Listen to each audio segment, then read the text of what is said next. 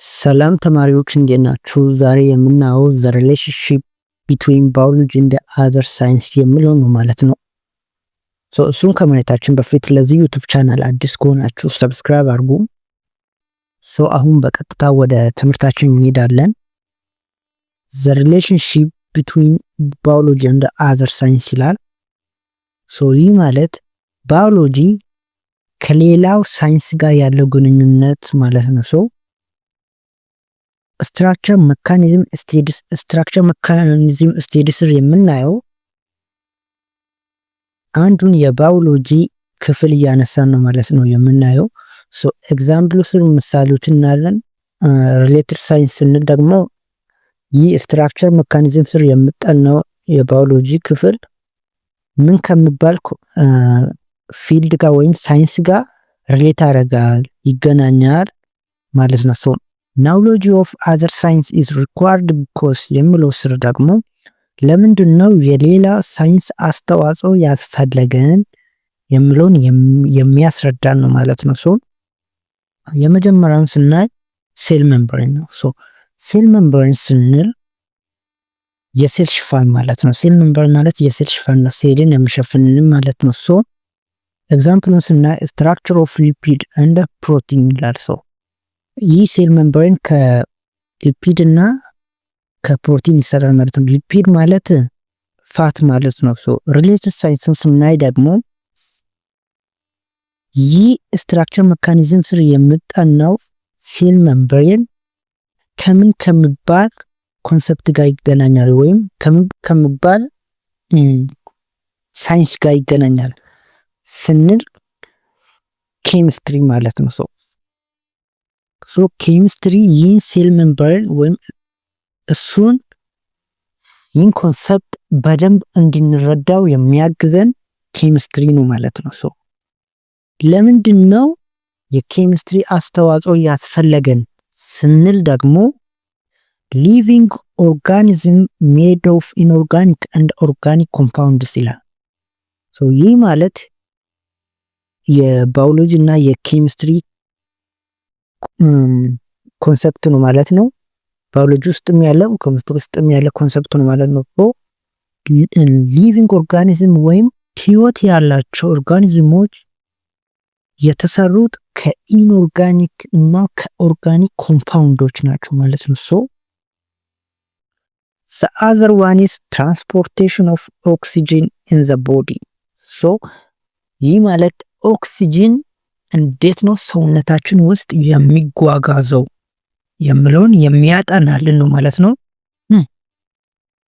ምሳሌውን ስናይ formation of X hemoglobin with oxygen ይላል። ሄሞግሎቢን የምንለው ኦክሲጅን ፕላስ ሄሞግሎቢን ነው ማለት ነው። ወይም እዩ የደም ሴላችን ማለት ነው። ይሄ ኦክሲ ሄሞግሎቢን የምንለው እዩ የደም ሴላችን ነው ማለት ነው። ሪሌትድ ሳይንሱን ስናይ ደግሞ አሁንም ኬሚስትሪ ነው ማለት ነው። ይህን ኮንሰፕት እንድንረዳው የሚያገዘን ኬሚስትሪ ነው ማለት ነው። ለምንድን ነው ኬሚስትሪ ያስፈለገን ስንል ደግሞ ኦል ሜታቦሊክ ፓዝዌይስ ኢንቮልቭ ኬሚካል ቼንጅ ይላል። ይህ ማለት ሁሉም የሜታቦሊክ መንገዶች የኬሚካል ለውጥን ያካትታል ማለት ነው ወይም ያካትታሉ። the other one is ኤክስትራክቶሪ ሲስተም ይላል። ይህ ማለት ቆሻሻን የሚያስወግድ ሲስተም ነው ማለት ነው። ቆሻሻን ከሰውነታችን ውስጥ የማስወገድ ሂደት ነው ማለት ነው። ምሳሌውን ስናይ አብዞርፕሽን አንድ ኢሊሚኔሽን ኦፍ ሳልትስ ይላል። ይህ ማለት ጨው ከመጠን በላይ ሰውነታችን ውስጥ ካለ እሱን ኢሊሚኔት በማድረግ ከሰውነታችን ውስጥ ያስወጣል ማለት ነው። ሪሌትድ ሳይንሱን ስናይ ደግሞ አሁንም ኬሚስትሪ ነው ማለት ነው። ይህ ኬሚስትሪ ለምንድን ነው ደግሞ አሁንም ያስፈልገን ስናይ ሄሞስታሲስ involve acid-base equilibrium to maintain the pH of living organism ይላል ማለት ነው። ይህ ሄሞስታሲስ የምንለው የሰውነታችን ፕሮሰስ ወይም ዑደቱ እንዳይበላሽ ወይም እንዳይፋለስ የውስጣችን ሁኔታ በተመሳሳይ መጠበቅ ማለት ነው። በተመሳሳይ ሁኔታ እንዳይበላሽ መጠበቅ ማለት ነው። ይህ ማለት አሁንም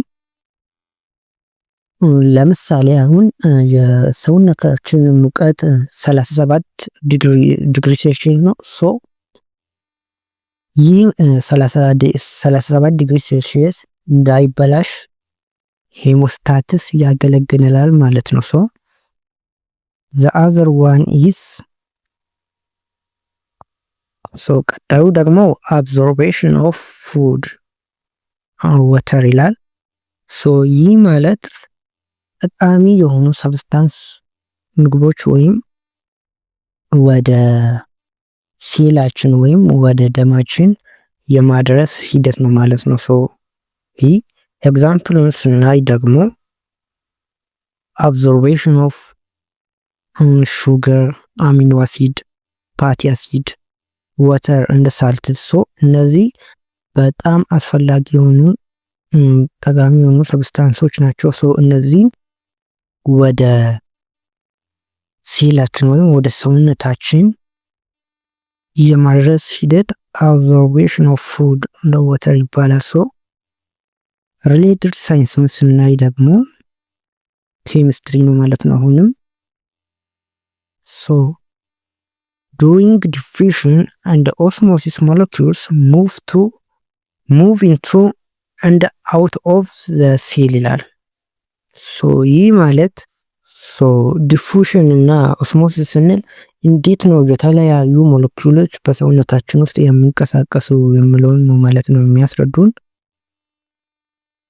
በተጨማሪ ዲፉዥን ከሃየር ኮንሰንትሬሽን ወደ ሎወር ኮንሰንትሬሽን ማለት ነው። ይህንን ግሪን 9 ላይ ተምራችኋል። the other one is transportation of water in plants ይላል። ይህ ማለት በእጽዋቶች ውስጥ ውሃ እንዴት ነው የሚዘዋወረው የሚለው ነው ማለት ነው። ምሳሌውን ስናይ conduction of water from root to leaf ይላል። ይህ ማለት ከስር ወደ ቅጠሎች ውሃ እንዴት ነው የሚሄደው የሚለው ነው ማለት ነው። የኤግዛምፕሉ ማለት ነው። conduction of water from root to leaf ማለት ከስር ማለት ከሩቱ እንዴት ነው ወደ ሊፍ ወይም ወደ ቅጠሉ ውሃ የሚሄደው ማለት ነው። ይህን ኮንሰፕት እንድንረዳው የሚያግዘን ማን ነው ስንል ፊዚክስ ነው ማለት ነው። አሁን ኬሚስትሪ ሳይሆን ፊዚክስ ነው።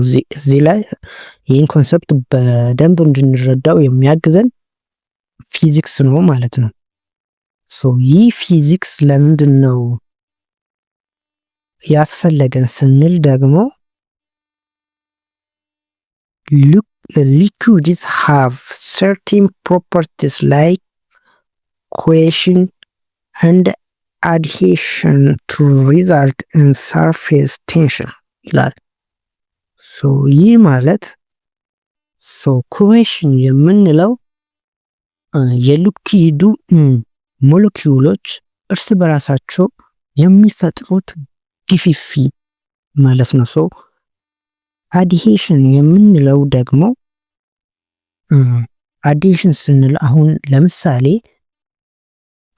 ውሃ በቱቦ ውስጥ ቢሆን ወደ ላይ የወጣ ቢሆን ከቲዩቡ ጋር ያለው ግፊፍነት አዲሽን ይባላል ማለት ነው።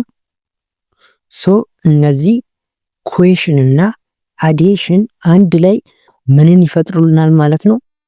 ሰርፌስ ቴንሽንን ይፈጥሩልናል ማለት ነው። አንድ ላይ ይፈጥሩልናል ማለት ነው። ሰርፌስ ቴንሽን እና ካፕላሪ ካፕላሬሽንን ይፈጥሩናል ማለት ነው፣ አንድ ላይ በመሆን ማለት ነው። ሰርፌስ ቴንሽን እና ካፕላር ሪያክሽን አንድ ላይ እነዚህ ለምንድን ነው የሚያግዙን ስንል ደግሞ ልክ እንደምታውቁት ውሃ ከላይ ወደ ታች ነው እንጂ ከታች ወደ ላይ አይሄድም። ውሃ ከላይ ወደ ታች ነው እንጂ ከታች ወደ ላይ አይሄድም። ግን በእነዚህ በሰርፌስ ቴንሽን እና በካፕላር ሪያክሽን ውሃ ከታች ወደ ላይ እንደሚሄዱ ያግዙናል ማለት ነው። the other one is release of energy during respiration ይላል። ይህ ማለት respiration የምንለው የመተንፈስ ሂደት ነው። ይህ respiration ከመተንፈስም ባለፈ ብዙ ፕሮሰሶችን ይይዛል። እንዴት ነው በሰውነታችን ውስጥ ኤነርጂ ፕሮዳክሽን ወይም እንዴት ነው በሰውነታችን ውስጥ ኃይል የሚመረተውን የሚለውንም ፕሮሰስ ይይዛል ማለት ነው የሪስፓይሬሽን። ምሳሌውን ስናይ ደግሞ ኤሌክትሮን ትራንስፖርት ቼን ይላል። ይህ ማለት እንዴት ነው ኤሌክትሮን ዶነሮች ወደ ኤሌክትሮን አስፔክተሮች የሚሸጋገሩት የሚለውን ምሉትን የሚያሳየን ነው ማለት ነው። ይህም በሪዶክስ ሪያክሽን ማለት ነው። ሪዶክስ ሪያክሽን የምንለው ኦክሲዴሽን እና ሪዳክሽንን የያዘ ነው ማለት ነው። ይሄንን ፓርት ለመረዳት የሚያግዘን ሪሌትድ ሳይንሱ ደግሞ ኬሚስትሪ ነው ማለት ነው። ኬሚስትሪ ይህን ኮንሰፕት እንድንረዳው በጣም ያግዘናል ማለት ነው። ይህ ኬሚስትሪ ለምንድን ነው ያስፈለገን ስንል ኤነርጂ ትራንስፈር እንደ ትራንስፖርት ይላል። ይህ ማለት ኤሌክትሮን ዶነሮች እንዴት ነው ወደ ኤሌክትሮን አስፔክተሮች የሚያልፈው የሚለውን ከኬሚስትሪ ኮንሰፕት ስለወሰደ ነው ማለት ነው። በቀጣይ ፒውር እና አፕላይድ ሳይንስ እናያለን ማለት ነው። ደህና ሁኑ።